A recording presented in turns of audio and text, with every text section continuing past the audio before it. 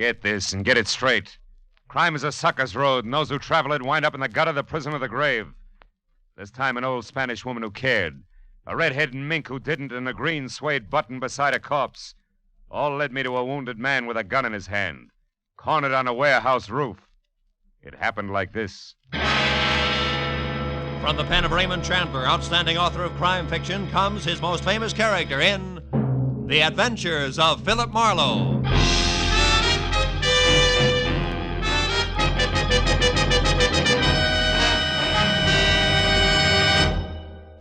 Now, with Gerald Moore, starred as Philip Marlowe, we bring you tonight's transcribed story, The Man on the Roof.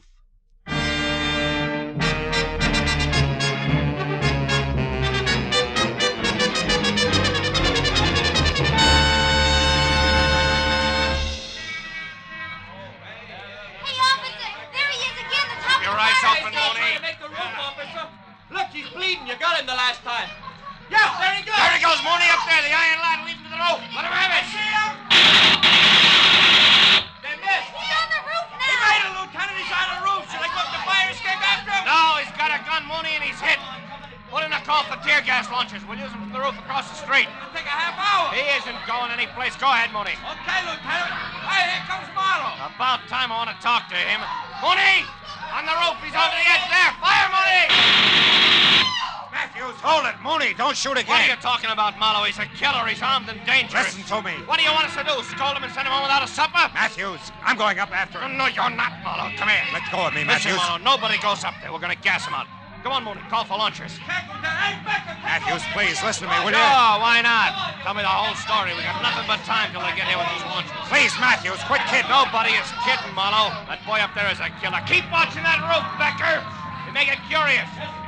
Well, Marlowe, this story you've got. About 10 minutes ago, At Matthews. the beginning, Marlowe. Go on, Phil. I'm trying to. We'll start at the front. I'm a sucker for detail. You got a half hour before the tear gas arrives. Okay, Matthews, I'll start at the front and skip nothing. Right. I'll start where it started 4 hours ago at 5 o'clock this evening, some 15 miles from here on the outskirts of a little town of San Fernando. A telephone call from a woman whose voice had said that she was old and Spanish and very worried had brought me out to the place. A woman named Senora Andrade who told me that her only boy was heading for a lot of trouble and that I had to stop him. The Andrade home stood out like a thoroughbred alongside the milkman's horse in comparison to the other houses squatting on the sun-baked soil. And the senora herself, at maybe 60 and in a cheap black cotton dress, a lace shawl and homemade slippers, was the tidiest person I'd ever seen.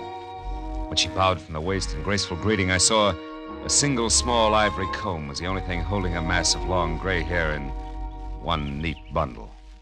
Senor Marlowe, you will excuse me if I do not extend you the hospitality of my house, but Pedro, Pete, he likes to be named, is already gone. There is no wasting time. Of course. Pete, your son, Senora, huh? Si. And a good boy, Senor Marlowe. Here is a photograph of him. It is taken only a week ago on his 25th birthday. Really? He was so proud of that green jacket I made for him. It was suede and flashing, he said. Flashing like something the rich Mr. Alex Brucho would wear. He has it on every day since then, even today. Alex Brucho, who's that, Mrs. Andrade? The senor who owns the warehouse for furs in Los Angeles. Oh? Number 12, Commercial Street. It's where my Pete worked until 2 days ago, when the trouble started. Well, what happened, Senora? It was during his lunchtime. He was eating from a meal I made for him like he always does and talking to a stranger, some... how you say, senor? A man with no job all the time. A bum, a hobo, a loafer? Si, loafer, si. He was just telling me how he was telling him to find the railroad yards. That, senor, is where the trouble began. Oh, please, Senor Marlowe, you will have a chair there. Oh, yes, thanks. Now, tell me, Senora, this trouble. Surely giving instructions to a loafer, as you say, didn't start it. Oh, but it did. After the lunch hour, the foreman, Senor Connor, questioned Pedro about this loafer. And when my boy said that the man was only asking for the railroad yards, this Senor Connor said he was a liar, that Pedro was giving out information about the shipments of furs, that he was fired, discharged. Just like that? See, senor, after 2 years of good, hard work.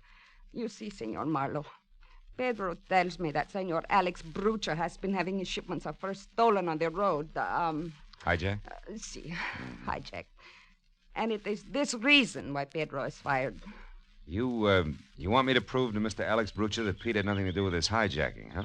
Get his job back, is that it? No, senor. It is too late. Why too late? Pedro already went down there this morning to do that. Oh. He went and told Senor Connor, the foreman, that he had nothing to do with the hijack. And more. He told him, Senor Marlowe, that he was fired because of Helen Castile. Who's that? The pretty girl who for a short time now works in Senor Brucher's office. Oh. Well, then I don't understand, Senora. This Helen Castile and my boy are falling in love. But Senor Brucher also likes this girl. Oh. What happened when Pete told this to Mr. Brucher? He never did. Before he even got to speak to Senor Brucher, that devil man, Senor Connor, and some other men beat him. Cut his face, blood on his arms, his clothing torn. He came home just before I called to you. Almost dead, Senor. Oh, I'm sorry. Well, how about now? Now, Senor Marlowe, Pedro has gone back. Revenge in his heart. That is why you must stop him. Senor, you must bring him home before he kills. Before it is too late. Take it easy. No, take it easy, Pobrecito. Senora. Don't worry. I'm sure I can bring him back. Positive. Oh, gracias, Senor. It's all right.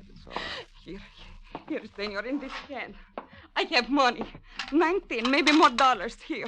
You take it. No. Not yet, Mrs. Andrade. I don't think it'll cost that much. We'll see, huh? Goodbye, Senora.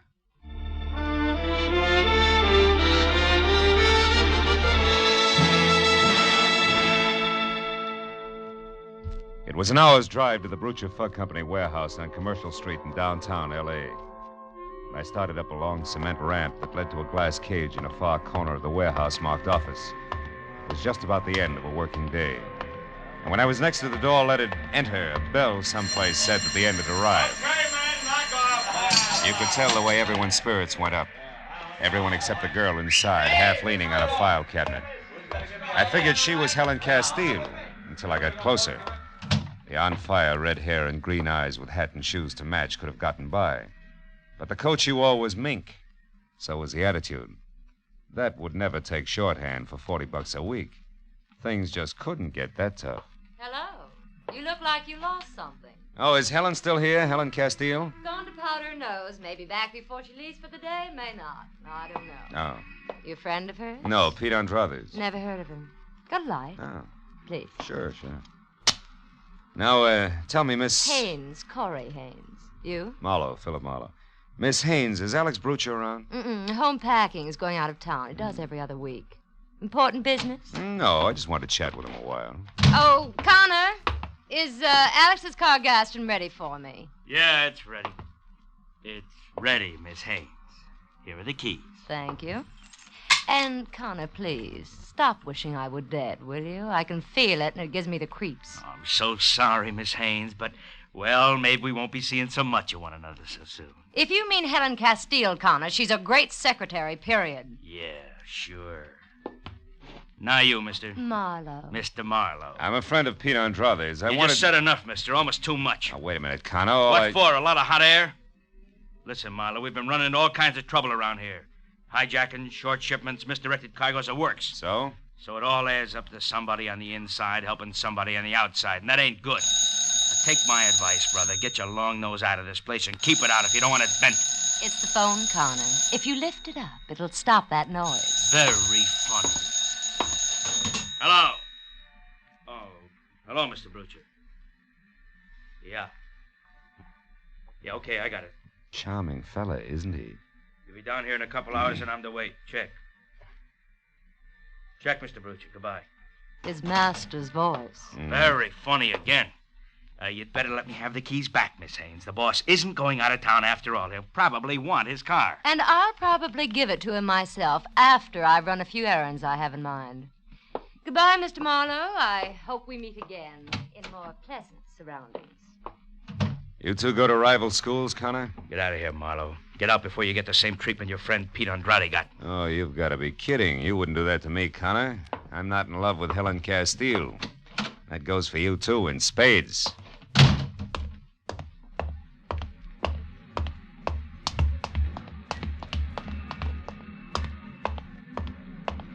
Hey, you, Mr. Marlowe. What? Over here behind the crates. I don't want Connor to see us. I'm Helen Castile. How do you know who I am? There's an intercom phone in the office you just left. Yeah, I see what you mean. I knew Pete was in some trouble. I haven't heard from him in 2 days. Oh, Mr. Marlowe, what they've done to him is terrible. But how do you know about it? Did Pete come to you? No, his mother hired me. I'm a private detective, which, Helen brings up a sharp point. Are you sure you're not playing both sides, baby? Well, you... All right, save it. That's all I wanted to know. Well, you want... You mean you just said that to see how I'd act? Well, I had to be sure. After all, you're still working for Alex Brucher. Not anymore. I only stayed on before this because I didn't want Pete to be fired. Oh, Shh. Hold it. I think we've got company. It could be rats. There's some around. Yeah, with and without brass knucks. Now, listen, honey, for everybody's good, I don't want Pete mixing with Alex Brucher. Now, before you get out of here, tell me fast, where does the boss live? 41 West Adams Boulevard. 41 West. Okay, now go. I'll cover you till you're clear of the place. Go on. All right, my car's across the street.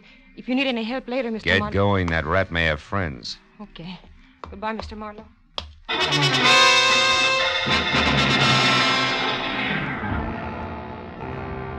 Helen got to the front gate, out into her car, and away without anybody bothering her. And a couple of minutes later, I covered the same smooth course, and I was beginning to believe that the rats were just that, except that when I was in behind the wheel of my coupe and heading for Adams Boulevard, I picked up a pair of headlights in my rear-view mirror, which for the next 40 minutes have zigzagged, stuck like they were painted there. But finally, a traffic jam gave me all the brake I needed. And a sharp right turn, followed by a lot of speed, left me free and once again on my way to West Adams Boulevard.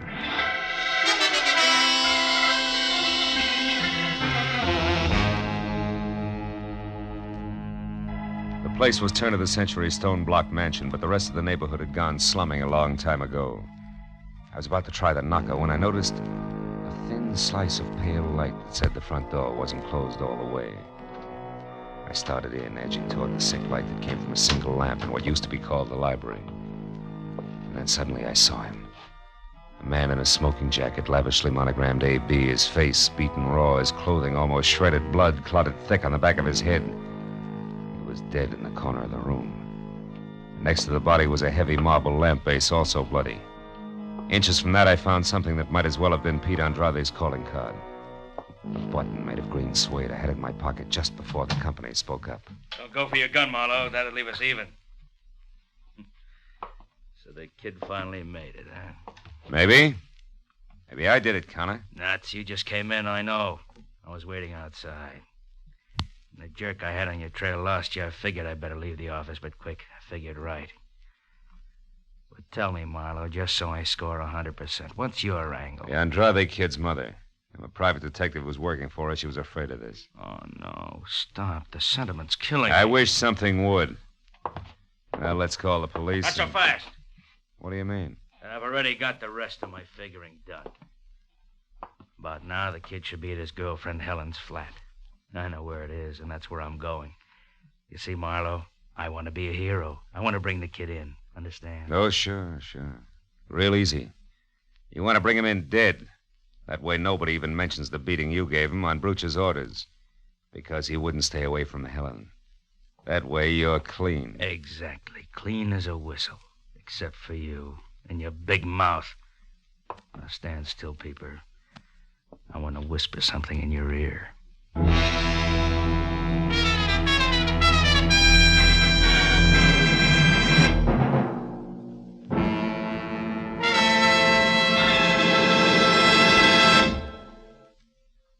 In just a moment, the second act of Philip Marlowe. But first, you're going to think the laughter of April Fool's Day came late when you listen to CBS this Wednesday night, for it's going to be one of the craziest, merriest, maddest nights of entertainment you've ever heard. Bing Crosby will be playing host to Arthur Godfrey and Perry Como.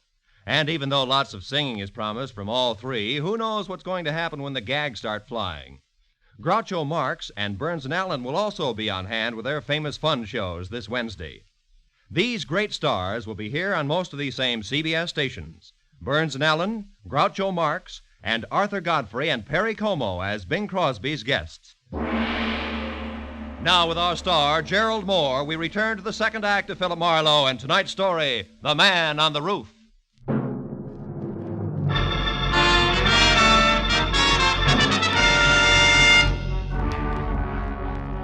Connor started toward me with a .38 wrapped in his thick fist. I figured I better do something about him and do it fast. I waited until he walked around Brooch's body on the floor and it was out of his line of vision, then I pointed at it. Connor, look, he's moving. What's that? Hey! An old trick, sucker. Now let's throw your gun out of the conversation. We'll start over. Come on, get up. Get your hands off. Get them off, you crummy! Look, Heavy, I'm going to get an answer out of you one way or another. Make it easy on yourself. Now get up. I said get up. All right. All right, boys. You win this round. That's better. What do you want to know? Helen Castile's address. She's got her room. Number 4, 3200 Crenshaw. Hey, thanks! So long, muscles. I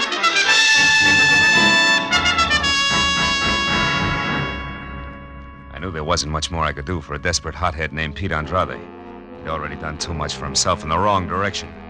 I drove down Adams until I'd cooled off enough to call the police. And I stopped at a phone booth and gave Homicide a fast rundown on Alex Brooch's murder. But I hung up before they could ask me Senora Andrade's address in San Fernando or Helen Castile's place on Crenshaw. Because there were 2 women I wanted to talk to alone before the police moved in. After that, I drove out to Crenshaw and found the number 3200. Room 4 was at the far end of a half-lit hall. And there were voices inside. One was Helen's. The other was Pete Andrade. I reached for my gun. I went out of my head, Helen. I must have hit him 9 or 10 times, hard. What are we going to do? I don't know. I've got to think. It's a little late for thinking, Pete. Who are you? He's a private detective. Yeah, I'm working for your mother. I was, up until I left Brooch's place. He's dead, Pete. Pete. Oh, no. I didn't mean to kill him. But I'm not sorry. I want you to come along with me, Pete. Quietly. Turn yourself in. No! Hey, Pete! Helen, get away from me. Stop it. Oh, you little... He's gone! Got it. Don't move, Marlo. Don't move or I'll shoot. You crazy fools. I knew you wouldn't shoot me, Marlo. Next time you'll be surprised. There won't be a next time. We're going to get away. It's our only chance now. You haven't got a chance if you run. You'll be dogged every minute of your short lives. You'll wind up full of bullets in the dark. You'll be running down a blind alley, and it starts right there with that door. Don't be suckers. Shut up. We're going to try it, Marlo. And we'll make it. We've got to have money, Pete. Yeah, and I know where to get it, too. Broocher always kept plenty of petty cash in the office at the warehouse. I'll take that. What about the watchman, Pete? Are you going to keep on killing? Pete, listen. You can get in quietly with Broocher's keys. Corey Haynes has them. The office keys are on the same ring as the car keys. She always borrows them when she uses his car, and she's got it tonight. Then I'll get them from her. Where does she live? Out on Orange Drive. 210, I think. Will you listen to me a minute? You're heading for the original dead end, both of you. Why don't you give yourselves a break? Now, what do you call a break, Marlo? Pete rotting in some prison until we're both too old to care? I'd rather have the bullet. Let's get him out of here. Yeah, that closet'll do. Go on, Marlo, inside. Move! Sure. What are you waiting for? Go on, close it. I know what you tried to do for my mother, Marlo, and for Helen and me. I'm sorry it couldn't work out. Thanks anyway. Nuts. I'm leaving, Helen. I'm ready. You're not coming. You're staying here. What? Marlo was right. This is a blind alley, a dead end, and I won't take you into No, it. Pete, I'm going with you. No, you're not. Stay back. I mean it. Please. Stay back, I say. Pete. Helen, unlock this door. We still may be able to stop him. I'm playing this my way now, Marlo. You can stay where you are. Helen, don't you understand? I'm on your love side. him. I'm going with him whether he wants me or not. So long, Marlo. Happy landings, baby.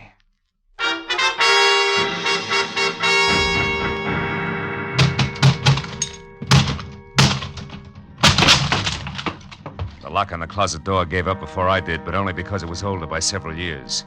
I got out of the house and kept ahead of the speed limit all the way to Orange Drive and figured for what it was worth that I'd cut Pete's lead down to a scant 10 minutes. I parked in front of a Spud Nut coffee shop on the corner and walked down to 210. By the time I got within knocking distance of Corey Haynes' front door, I could see that the only light in the place was spilling out of the sunken double garage that housed the new gray Nash. But when I moved closer, I knew that 10 minutes was all that Pete Andrade had needed. Corey was sprawled out on the grease-spattered concrete floor and very still. Very still. And standing limply against the wall was Helen Castile, staring down at the redhead with a pair of hopeless eyes that seemed already half dead. As I walked down the ramp, she heard me and looked up. I knew you'd get here. I don't care now. We're both late, is that it? Yeah. I didn't see him. He was already gone when I got here. I found her like that. Then he must have gotten the keys. Yes, from her purse. That's it over there. Uh-huh. Why didn't you follow him? You knew where he was heading. I couldn't. when I saw her there, I just couldn't because I think she's dead, too. No. She isn't dead. You mean she's just out? Yeah. A long way out, but not dead. From the looks of things, she must have put up quite a scrap. Maybe she... Wait a minute. There's something screwy here. Oh, Miss Corey! Miss Corey, what's happened? Who are you? Miss Corey's maid. What's happened to her? She's unconscious. Oh, this is terrible. She knew there was going to be trouble. I swear she did. Miss Corey, honey, speak. How do you know that? Because she was worried. She told me 4 or 5 times she was going to stay in all evening, like she was expecting somebody. Sure. It figures all the way. Look here. Are you sure this is her purse? It certainly is. Was she robbed? Not exactly, but... Oh, yeah. This clinches it. Now, look, call an ambulance right away. Get Corey into a hospital and hurry. Oh, yes, sir. Helen, you stay here with her. Don't leave, understand? Right. I'll see you.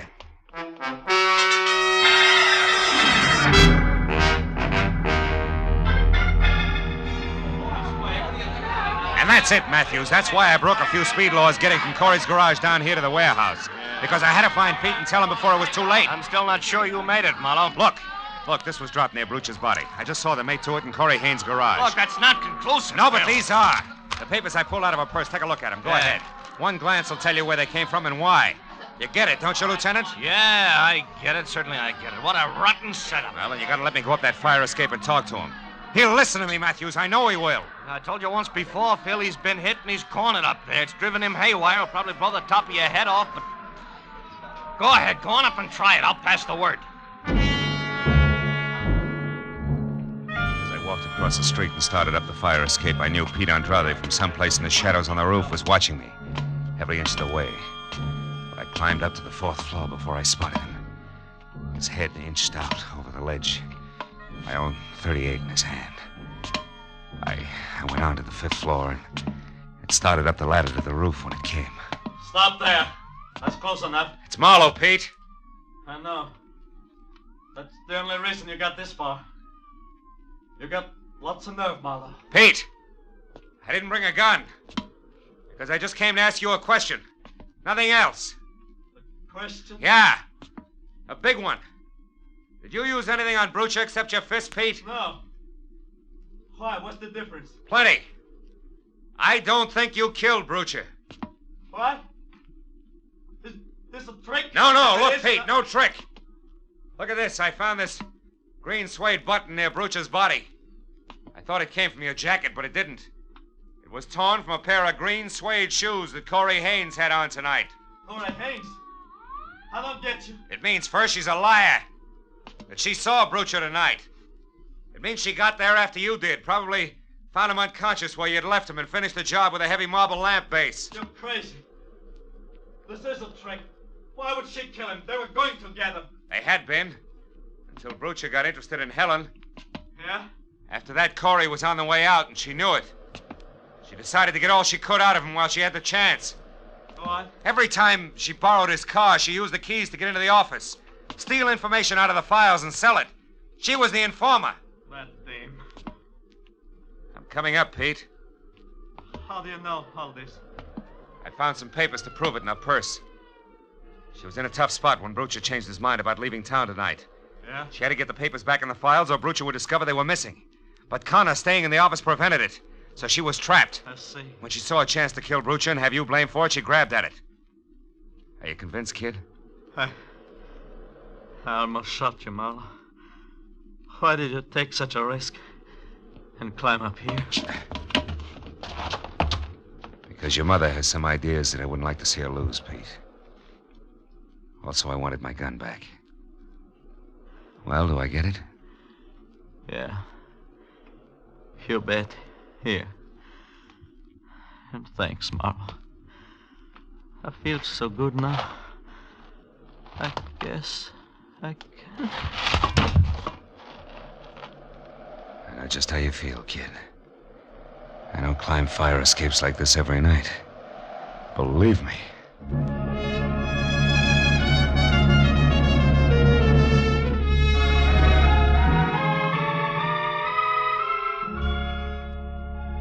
It was a long, long time before all the scattered reports were in.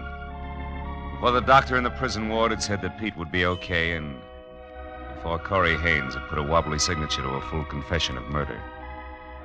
And still another hour went by as I drove out across the wide, flat valley to San Fernando, where the profile of the hills in the east had already begun to show against the gray dawn rising behind them.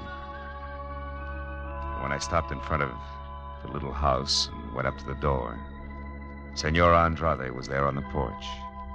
She'd waited all night. Her expression didn't change when I told her all that had happened.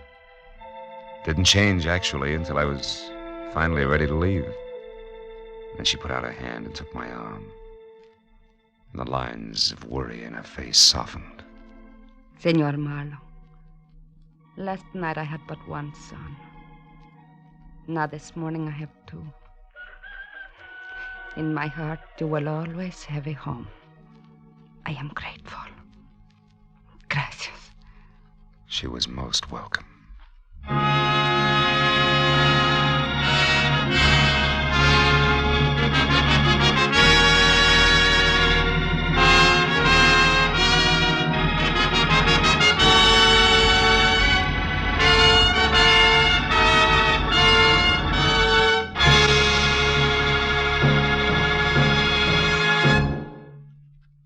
The Adventures of Philip Marlowe, bringing you Raymond Chandler's most famous character, star Gerald Moore, are produced, directed, and transcribed by Norman MacDonald, and are written for radio by Robert Mitchell and Gene Levitt. Gerald Moore may currently be seen starring in Republic's The Blonde Bandit. Featured in our cast tonight were Virginia Gregg, Jack Edwards, Lillian Buyeff, Doris Singleton, and Jack Crucian. Detective Lieutenant Matthews is played by Larry Dobkin. The special music is composed and conducted by Richard Arant. Be sure and be with us again next week when Philip Marlowe says... This time a platinum wristwatch, a body on a lonely strip of beach, and a case of heart failure in a Beverly Hills garage. All added up to blackmail, 25 years old, and a killer who would never be caught.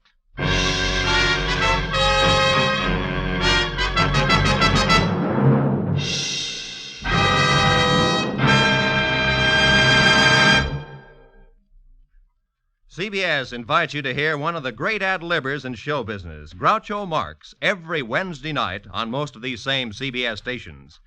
Groucho's show, You Bet Your Life, finds the master throwing quips and questions at oddly assorted pairs of contestants. And it's fast, merry, and bright. So, remember, be listening this Wednesday, won't you?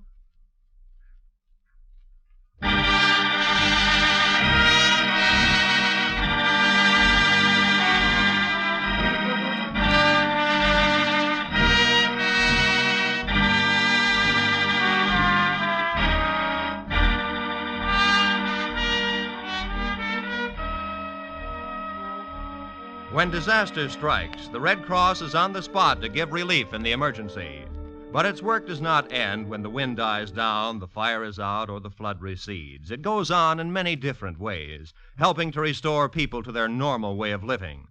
The Red Cross is a great humanitarian service in which you have a very direct part, because the funds which are used are the contributions which you make to the Red Cross. And they are funds used in a common-sense program that ensures the most good for the most people. Red Cross disaster relief and rehabilitation is one of the great reasons why we must keep our Red Cross ready. All may help. Give now to the 1950 Red Cross Fund. Remember, whatever you gave before, this year, add a quarter more. This is Roy Rowan speaking. Now, stay tuned for Pursuit, which follows immediately over most of these same CBS stations. This is CBS, the Columbia Broadcasting System.